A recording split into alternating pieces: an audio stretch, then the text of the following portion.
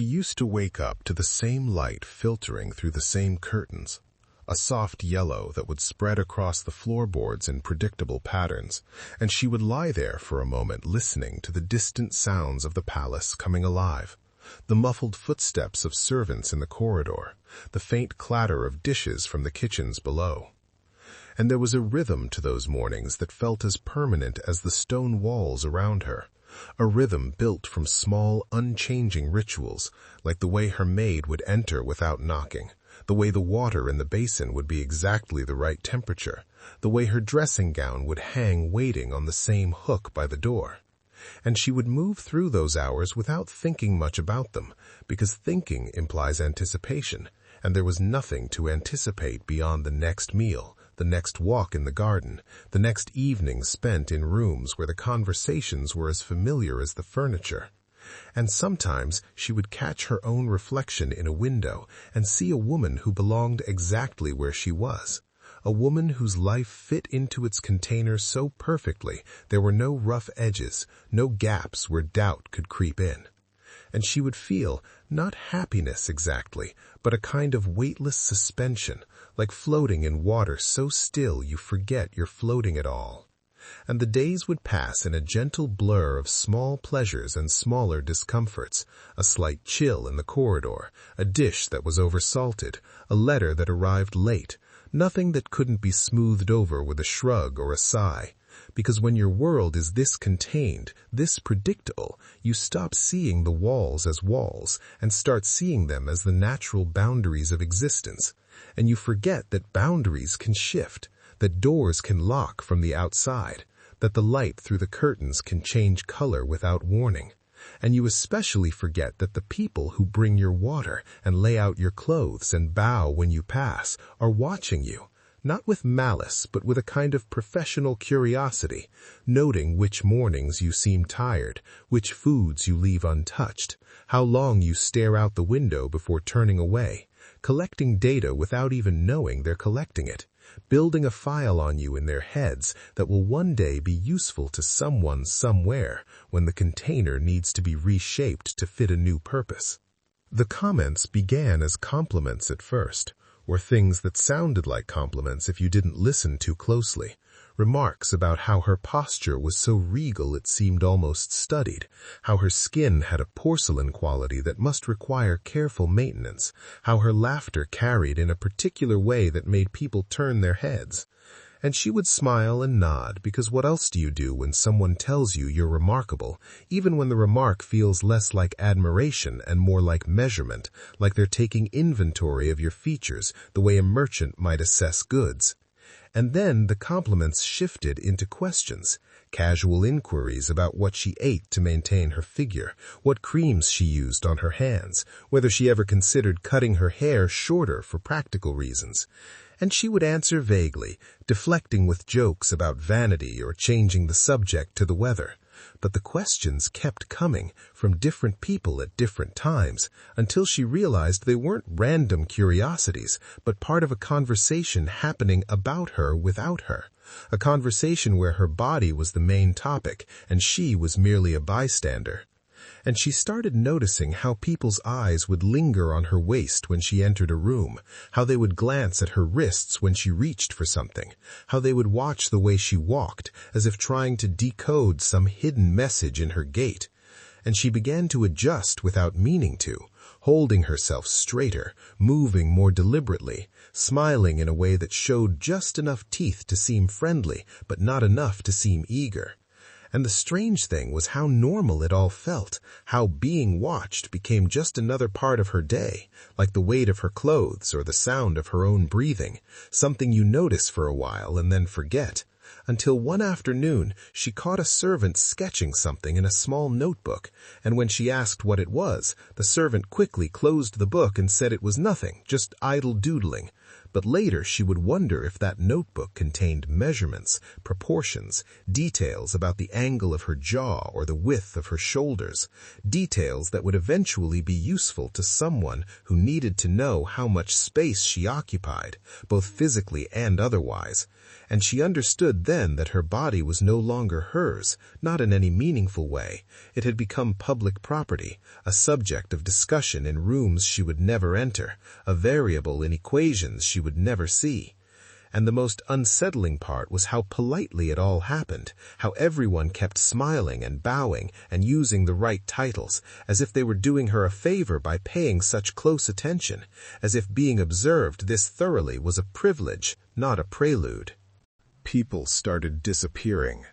not in dramatic fashion, but quietly, efficiently, like objects being removed from a shelf to make room for something else. A footman who had served her breakfast for years simply wasn't there one morning, and when she asked after him, they told her he had been transferred to another wing, and she never saw him again. Then, the woman who did her hair was replaced by someone new who didn't know how she liked it pinned, and when she mentioned the old hairdresser's name, the new woman just nodded and said she had heard she was well, though she couldn't say where exactly.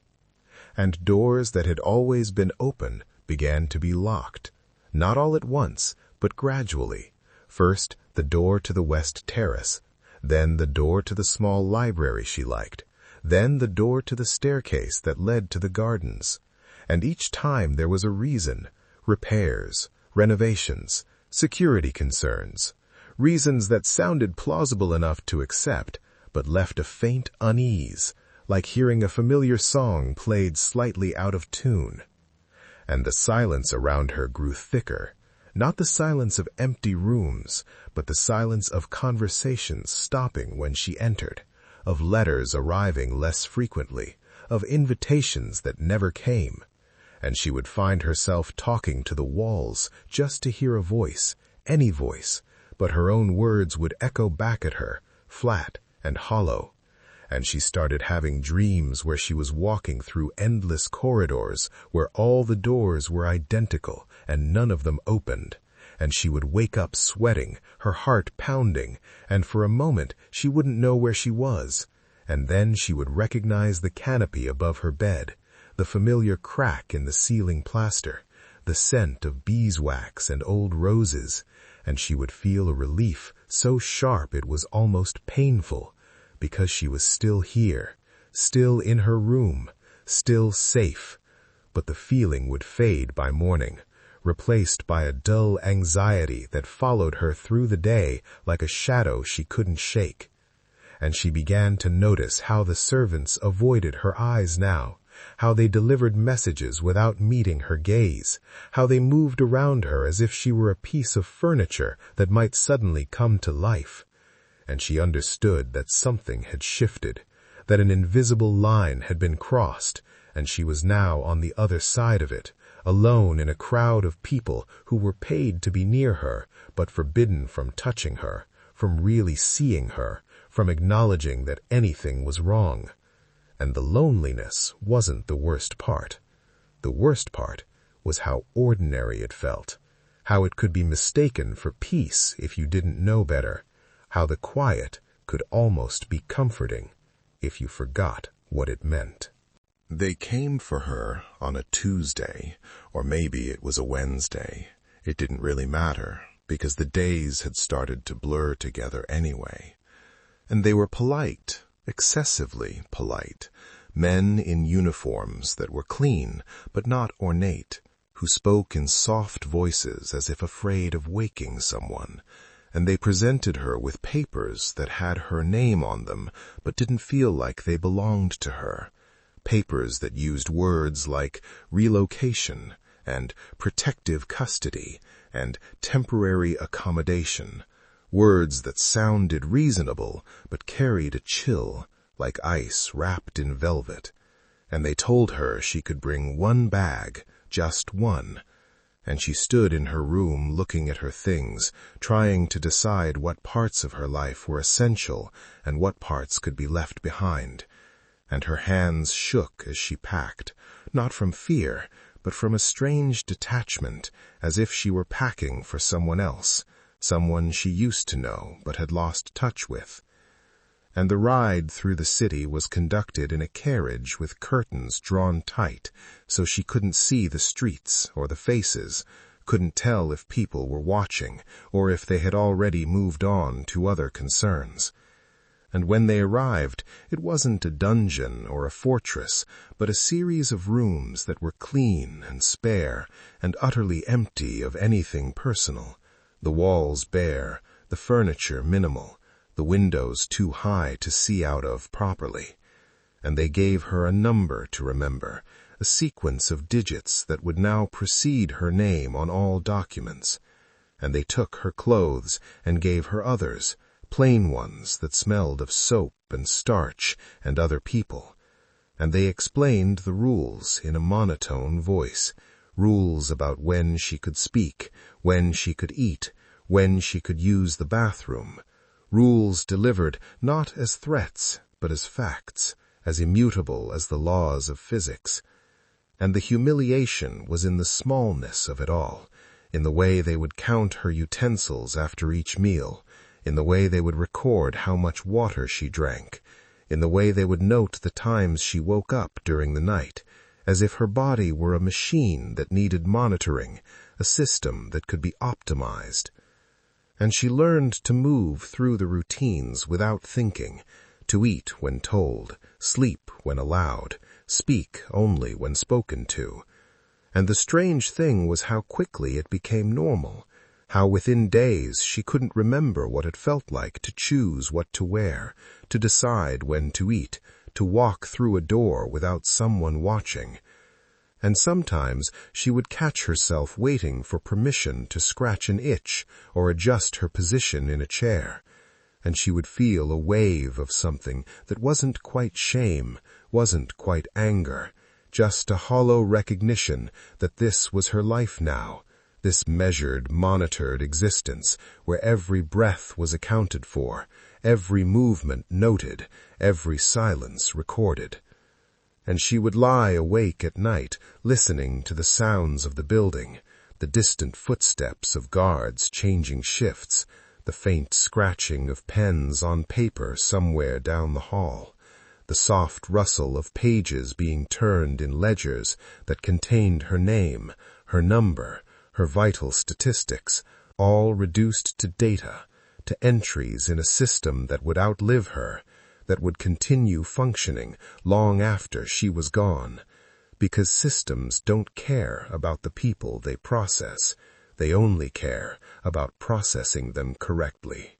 They cut her hair not all at once, but in stages, first trimming the ends, then taking a little more from the sides, then shortening it further until it was just above her shoulders, and they did it without ceremony, with shears that were cold against her neck. And when she asked why, they told her it was for hygiene, though her hair had been clean. And they would comment on her weight in clinical tones, noting how her clothes were becoming loose, how her cheekbones were more prominent, how her hands sometimes trembled when she lifted a cup. And these observations were written down in ledgers by men who never looked at her face, who wrote in neat, looping script as if documenting the weather.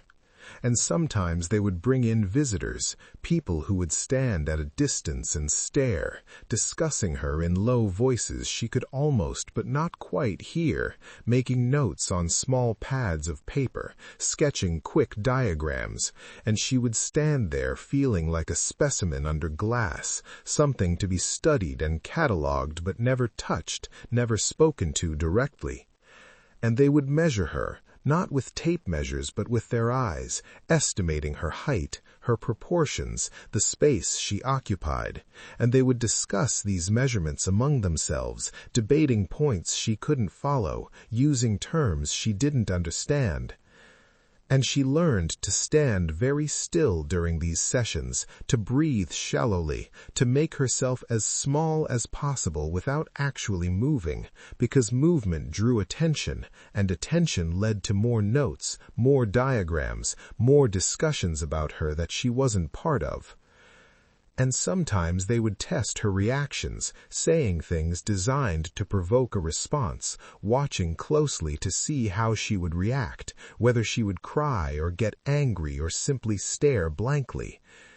And she learned to give them nothing, to keep her face empty, her eyes unfocused, her body slack, because any reaction was data, and data was power, and she had so little power left she couldn't afford to give any away. And the violence of it wasn't in the acts themselves, but in their casualness, in the way a guard could adjust her chains without looking at her face, as if he were tightening a buckle on a saddle. In the way they would discuss her future as if she weren't there, as if she were already a memory, a case study, a footnote in someone else's history. And she understood that this was what happened when there were no witnesses, when the rules were written by the people holding the pens, when the only audience was the audience that had already decided what it wanted to see. The morning they took her out, the air was cold and damp, and the sky was the color of wet slate. And they walked her through corridors that seemed longer than she remembered, past doors that were all closed, through courtyards that were empty except for guards standing at attention. And when they reached the square, the crowd was already there, a sea of faces that didn't roar or jeer, but simply watched, their expressions blank with a kind of weary curiosity, as if they were waiting for a performance to begin and weren't sure if it would be worth their time. And the platform was just wood, ordinary wood that had been worn smooth by countless feet, and the man who stood waiting wore clothes that were neither grand nor symbolic, just practical, dark wool stained with things she didn't want to identify, and he worked with the focused efficiency of someone who had done this many times before, checking his tools, testing the mechanism, wiping his hands on a rag. And when the moment came, there was no speech, no last words, no dramatic pause, just the sound of the mechanism engaging, a series of clicks and groans that were almost musical in their precision. And then it was over, and the crowd didn't erupt. They just stood there for a moment, as if waiting for something else to happen. And when nothing did, they began to disperse, talking among themselves about the weather, about the price of bread, about the long walk home. And the body was removed without ceremony, taken away on a cart that rattled over cobblestones, and the square emptied, leaving behind only the impression of footprints in the mud and the cold, indifferent sky. And somewhere in a nearby building, a clerk dipped his pen in ink and made a note in a ledger, recording the time, the date, the weather conditions, all the relevant data. And then he closed the book and stood up, stretching his stiff shoulders before heading home to his family, to his dinner, to his bed, where he would sleep without dreaming. Or, if he did dream, he would dream of ordinary things, of debts to be paid, of chores to be completed, of small pleasures waiting at the end of the week. The next morning began like any other, with light finding its way between buildings and settling briefly on stone, on shutters, on streets that had already learned how to forget, and people stepped into their routines without needing to adjust them. Opening shops, carrying baskets, speaking about ordinary things as if nothing essential had shifted overnight. Inside offices and back rooms, papers were sorted, entries were made, names were crossed out and replaced, and the space she had occupied became available again, not as a void, but as an empty slot waiting to be filled, because there was always someone else, another body, another case, another number ready to slide into place without resistance. Those who had been present returned to their lives without ceremony, hands washed, clothes changed, voices lowered only briefly before rising again to familiar tones, and whatever lingered from the day before was not spoken aloud, not because it was forbidden, but because it was unnecessary, already absorbed into the texture of things, already filed away with other completed tasks. The streets did not remember her footsteps, the buildings did not hold her voice, and the records that remained reduced her to marks on paper that required no emotion to maintain, only consistency, only attention to form. Time moved forward the way it always does, quietly, without acknowledging what it passes over, and the routines that had contained her simply adjusted, tightening in some places, loosening in others, continuing their work with the same calm precision. Somewhere, a ledger was closed, placed back on a shelf, and eventually forgotten among hundreds of others, identical in weight and color, indistinguishable from the outside. And long after the room where she ended had been repurposed, after the square had learned new sounds, after even the memory of the crowd had thinned into abstraction, there remained only this faint impression, like pressure on a surface that slowly smooths itself again, as if nothing had ever been there at all.